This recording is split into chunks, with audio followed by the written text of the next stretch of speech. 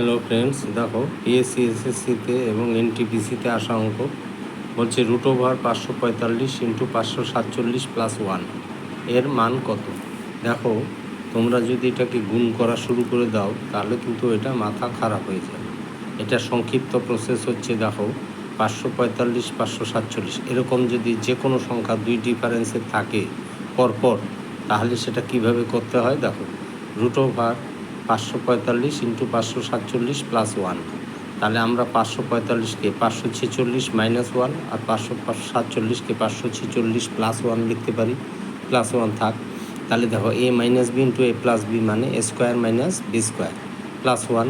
তাহলে এখান থেকে দেখো এটা থাকলো, এটা 1 স্কোয়ার মাইনাস 1 প্লাস 1 কাটা, তাহলে 546 স্কোয়ার। তাহলে 546 স্কোয়ার রুটের ভেতরে, তাহলে রুট স্কোয়ার তুলে রুট উঠে গেলে স্কোয়ার উঠে যায়, তাহলে দেখো এখান থেকে 546 হয়ে গেল।